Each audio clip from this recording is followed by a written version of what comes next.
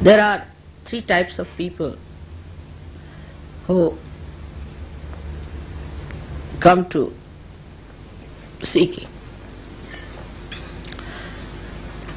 The lowest type are the ones who have some sort of physical ailments or some torture, some diseases, or who are on the verge of dying or something like that, an emergency in their mind.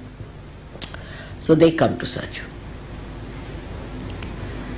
Alright, even if they come, they can be helped. But that's not our top priority. Then there are second type of Sahaja Yogis, or we can say the people who come to Sahaja Yoga are the people who are seeking other things in life, like jobs, money, this, that, all nonsensical things.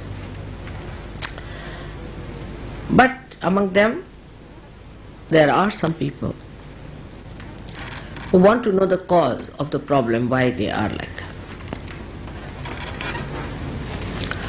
The third type are the people who can be divided into two.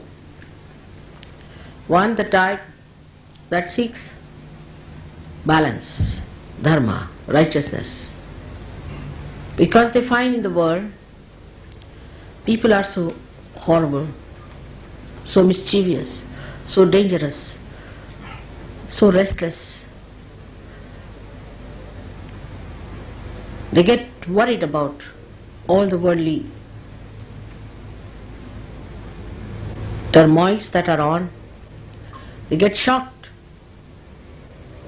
and then they want to find a solution. Why have I come on this earth?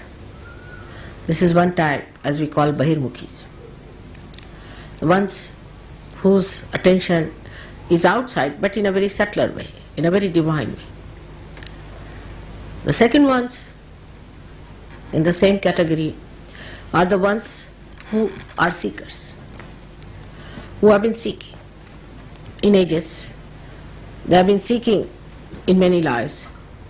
They have been seekers of truth. They have been on hills and dales, Himalayas, everywhere, have done everything else, and now born again here to be able to find out the truth.